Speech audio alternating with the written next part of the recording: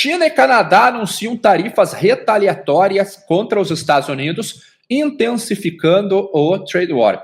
Guerra comercial que nós podemos dizer que está na sua versão 2.0, porque durante o primeiro mandato do presidente Donald Trump já houve uma guerra comercial que ficou em vigência entre 2018 e 2020. E agora, desde que ele estava na campanha eleitoral, ele vinha anunciando que, se fosse eleito, equilibraria as contas norte-americanas olhando para a balança comercial, ou seja, ele estava cansado do déficit comercial que os Estados Unidos tinham com uma série de países e também já estava farto da facilidade para o tráfico de fentanil via as fronteiras do Canadá e no México. Quando ele foi eleito, uma das primeiras medidas anunciadas foram justamente estas tarifas. E no dia 1º de fevereiro foi publicado este fato no site oficial da Casa Branca, dizendo que o presidente Donald Trump colocaria tarifas nas importações com origem Canadá, México e China. 25% contra México e Canadá e 10% contra a China.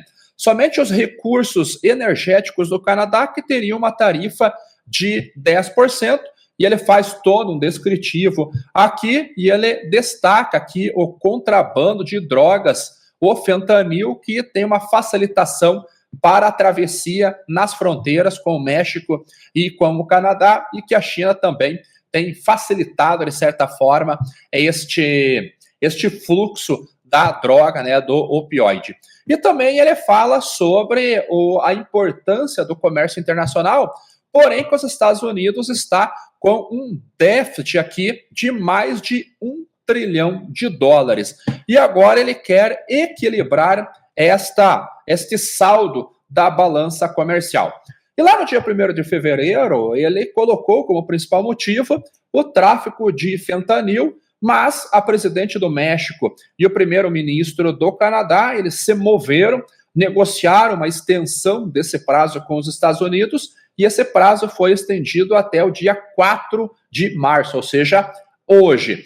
Eles tomaram medidas, por exemplo, a presidente do México enviou 10 mil soldados para as fronteiras para coibir esse tráfico de drogas. E naquele momento a China não foi perdoada, já entrou em vigência tarifas de 10%. E hoje, dia 4 de março, como eu já repeti para vocês, as tarifas de 25% entram em vigência contra México e Canadá. Aí o Justin Trudeau, que ainda é primeiro-ministro canadense, ele deve sair da liderança do país agora no próximo domingo, se o partido dele escolher um substituto. E ele anunciou tarifas com vigência imediata para as 30 bilhões de dólares canadenses em importações norte-americanas, não anunciou quais seriam esses produtos. E deu um prazo de 21 dias para que aconteça uma negociação para redução dos impostos nos Estados Unidos. Do contrário, mais 125 bilhões de dólares canadenses seriam tributados também.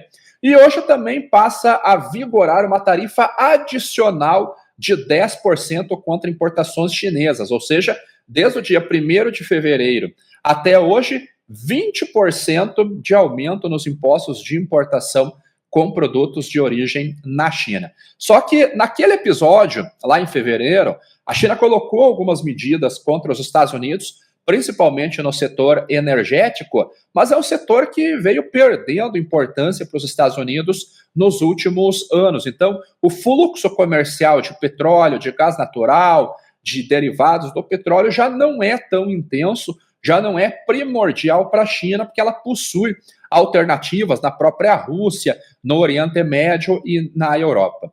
Só que nessa madrugada, o setor do agronegócio foi atingido em cheio por essas medidas retaliatórias, porque a China ela anunciou uma tarifa extra de 15% contra carne de frango, contra trigo, contra milho e algodão, e uma tarifa de 10% contra sorgo, contra soja, carne bovina, carne suína, frutas, verduras, laticínio, pescados dos Estados Unidos. Como detalhe, o mercado chinês representa em torno de 15% das exportações chinesas de produtos agropecuários. Então, o impacto deve ser grande.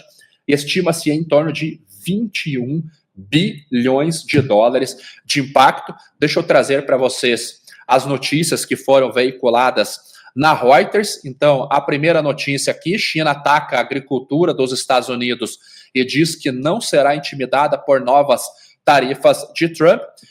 Segundo a China, essas tarifas soam como uma chantagem contra os chineses, e o chinês diz que desta vez não funcionará assim. Porque dessa vez a China está mais bem preparada em comparação com o que estava lá em 2018. Mesmo Trump anunciando durante a campanha eleitoral de 2017 que colocaria tarifas de 25% contra a China, essas tarifas só passaram a vigorar no dia 6 de junho. Então tiveram 6 meses para negociar. A China não conseguiu chegar a um acordo e as tarifas foram implementadas. A China também implementou tarifas de 25% contra os Estados Unidos. Durante quase um ano e meio, essas tarifas elas ficaram em vigência. E agora o chinês diz que não irá mais ser chantageado. Aqui, a China acusou a Casa Branca de chantagem e agora ela colocou tarifas de 10% contra alguns produtos agrícolas, 15% contra outros produtos agrícolas.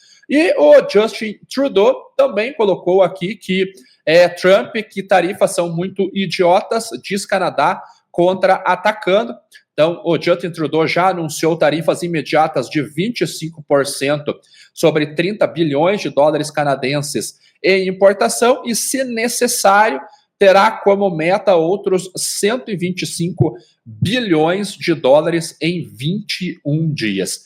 E a notícia traz aqui também que a província de Ottawa chegou a ameaçar cortar a energia dos Estados Unidos, deixando os cidadãos norte-americanos sem luz.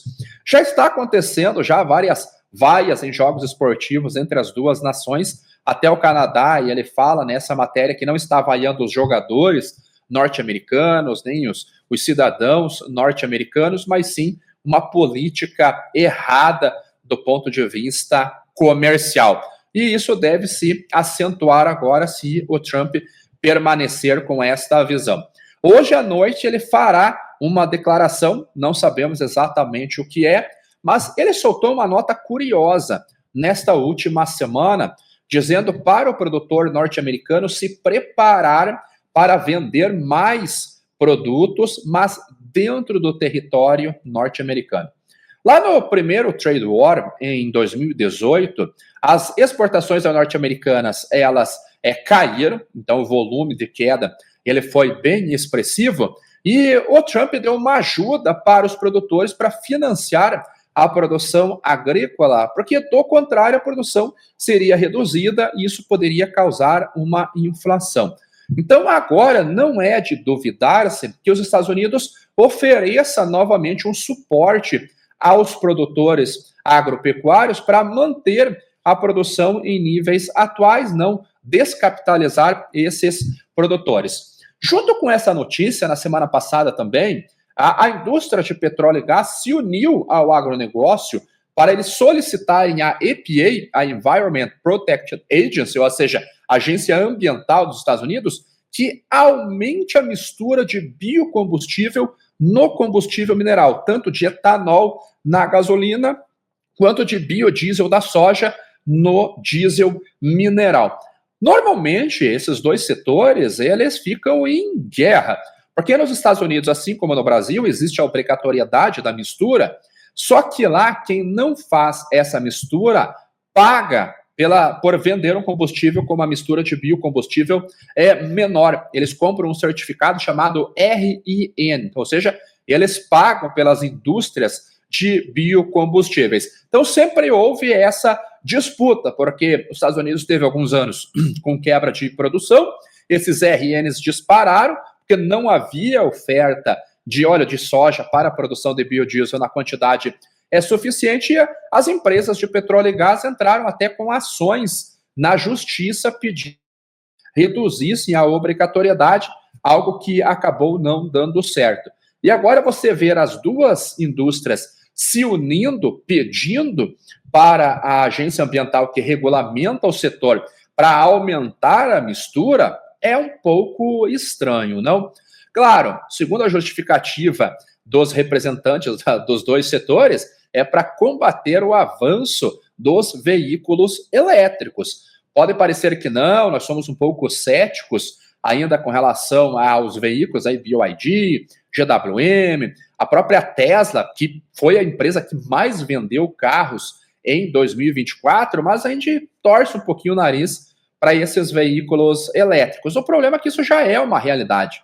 Na China já houve uma queda no consumo de petróleo para a fabricação de combustíveis fósseis devido à eletrificação da frota de veículos. E agora as duas indústrias nos Estados Unidos se unem para combater, porque, segundo eles, o biocombustível é mais sustentável do que você impor uma eletrificação à força, já que não há infraestrutura suficiente para suportar tamanha demanda por energia vindo desta forma de geração, né, a energia elétrica. Então, será que no discurso de hoje o Trump vai anunciar o aumento da mistura, anunciar mais subsídios para o setor para manter a produção agropecuária?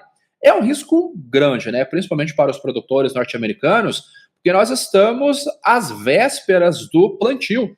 E segundo o fórum do USDA, haverá um aumento da área de milho, uma leve redução para a área de soja. E como que ficará essa quantidade de milho nos Estados Unidos se o principal comprador deles, hoje melhor, o segundo principal comprador deles atrás do México, reduzir drasticamente as compras por lá? Então isso pode ser negativo para os preços de uma maneira imediata para os produtores norte-americanos, mas temos que esperar esse pronunciamento do Trump no dia de hoje.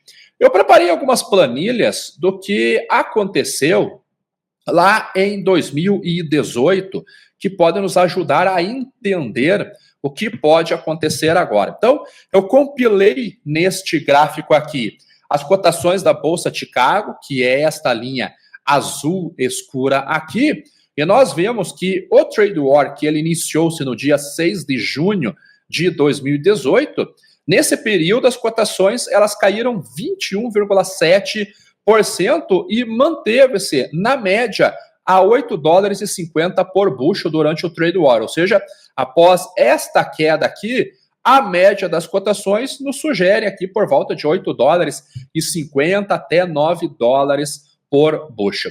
Isso faria nós pensarmos, peraí, se as cotações da Bolsa de Chicago tiveram uma queda expressiva, isso pode ajudar nos prêmios de exportação aqui no Brasil, então o prêmio subindo anularia a queda do derivativo lá da Bolsa de Chicago. Mas não foi o que nós vimos lá em 2018. Nós tivemos, sim, um pico de preços logo após o anúncio do Trade War. Nós vimos os prêmios saindo aqui por volta de 38, 40 centavos acima, indo até 100 pontos acima, quase, permaneceu durante o período e já no finalzinho de 2018, em novembro, os prêmios derreteram e eles permaneceram em níveis baixos aqui até o início de 2020, melhor, até o final de 2020, mas aqui nós já estávamos sobre os efeitos da pandemia. E a linha laranja, ela mostra o valor da saca em dólares nos portos. Então eu tirei desta análise aqui o fator câmbio. Então, o que nós vemos aqui? Que os preços em dólares por saca nos portos também caíram, ou seja, a alta do prêmio, ele não conseguiu anular a queda da Bolsa de Chicago, então a gente teve preços menores. Então, aqui, antes do Trade War, nós tínhamos preços médios na faixa de $23,10, que é esse período aqui, considerando até esse pico e esse fundo. Então, na média, $23,10 por saca. Durante o Trade War, preços na faixa de 20, na média, $20,66 por saca. Então, uma queda de 10,6%. Agora, será que isso vai se repetir? Nós temos um fator importante nesse gráfico que vocês viram aqui e o momento que nós estamos agora.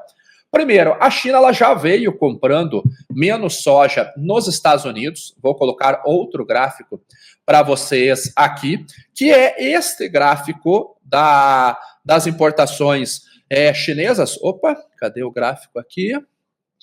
Que é esse gráfico aqui das importações, das exportações norte-americanas para a China, que nós podemos ver que esse ano, que essa linha vermelha, já é o volume mais baixo, considerando até o Trade War, considerando 2018 e 2019. Então, o Trade War, ele começa no dia 6 de junho aqui. Você vê que as exportações norte-americanas, elas não avançaram nesse período, volume muito baixo, mesmo na sazonalidade, aonde as exportações deveriam aumentar expressivamente. Houve uma exportação muito pequena e fechou o ano com exportações por volta de 7 milhões de toneladas.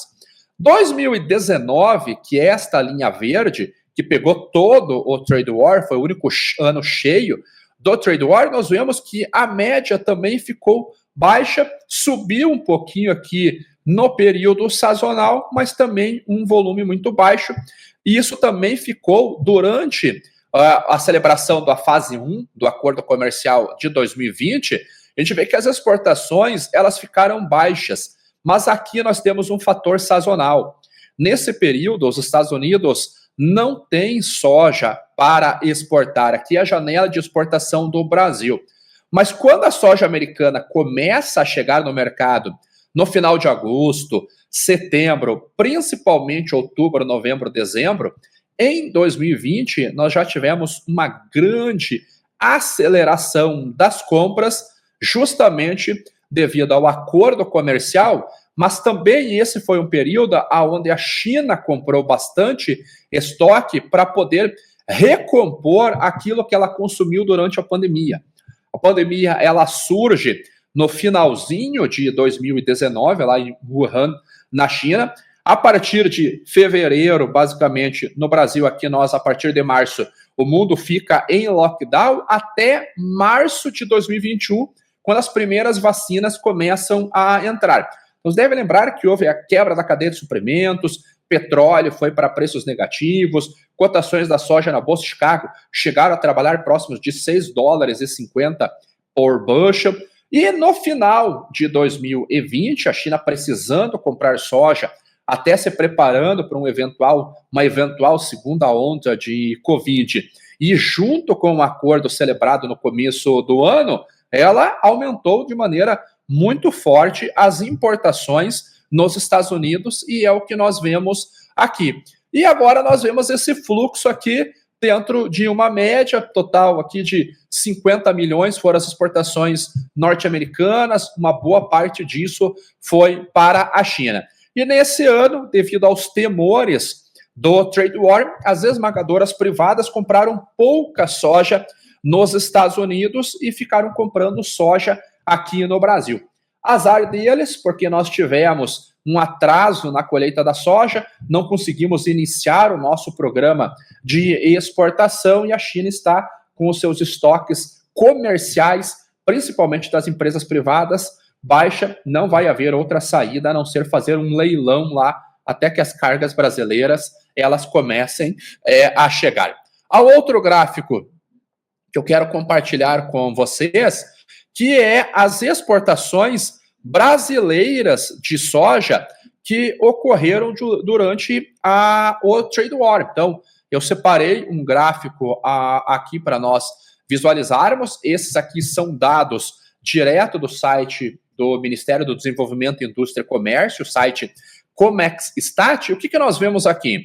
Que em 2016 nós tínhamos uma exportação pequena, essa linha azul aqui, e houve um aumento de 40% de 16 para 2017. Aqui já havia ameaça de trade war, porque o Trump já estava falando sobre isso, e mais um aumento de 27% de 2017 para 2018. Então, juntando os 2 anos, um aumento de quase 67% nas vendas de soja aqui do Brasil. Depois nós tivemos uma quedinha em 2019, permanecemos com leve crescimento. Aqui foi quando nós tivemos a quebra de safra imensa no Brasil, então nós não conseguimos embarcar grandes volumes de soja, mas foi devido a uma quebra de produção. E agora nós estamos aqui com volumes recordes indo para a China. Esse ano, as vendas de soja para a China, elas estão em torno de 30% acima do que foi vendido no ano passado. Porém, esse número pequeno que você vê aqui de embarque para a China, apenas 1 milhão de toneladas, isso considerando o mês de janeiro, porque o SECEX, a Secretaria de Comércio Exterior, ainda não fechou os dados de fevereiro, mas vamos colocar ali 2 milhões e meio foram embarcados para a China. É um volume baixíssimo, considerando o período do ano, mas é devido ao atraso. Então, quais podem ser as consequências? Primeiro, de maneira imediata, naturalmente, nós vamos ver uma queda nas cotações dos contratos futuros na Bolsa de Chicago, porque o mercado ele trabalha com uma antecipação ao risco. Então, eles irão certamente se antecipar a esse movimento da Bolsa de Chicago. Então, vamos olhar como que estão as cotações nesse momento. Então, vindo aqui para as commodities agrícolas, nós vemos aqui que todas elas no vermelho. Trigo com queda de 2,5%, soja com queda de 1,5%, farelo queda de 1,5%, óleo com queda de mais de 1%, canola uma queda de 3%, quase descendo aqui. Eu quero achar o milho aqui, ó. Milho uma queda de 0,74%. Então, todas as commodities agrícolas operando em baixa nesse primeiro dia. Outra coisa que nós deveremos ver é uma valorização nos prêmios de exportação aqui do Brasil. Hoje é carnaval, então tem pouquíssimos compradores na praça, mas pelo que eu consultei com eles já, os prêmios deram um salto já no dia de hoje, porém nós só temos compradores, não temos vendedores ativos. Os prêmios aqui no Brasil que já estavam sustentados, né? Quando eu trago uma tabela de prêmios para vocês, deixa eu encontrar aqui do nosso aplicativo, vocês já verão que eles estão em patamares bem elevados. O prêmio para março a 50, hoje eu tive notícias de prêmio acima de 65 pontos em relação a Chicago, mas não saiu negócio, foi só prêmio de referência, e a curva está flat aqui para Paranaguá, que é esta coluna mais escura, 40 pontos. A gente teve uma alta hoje de quase 10 pontos, então o gráfico de amanhã deve trazer esses prêmios mais altos. E aí os outros prêmios nos portos aqui com a sua variação, né? Com seu spread,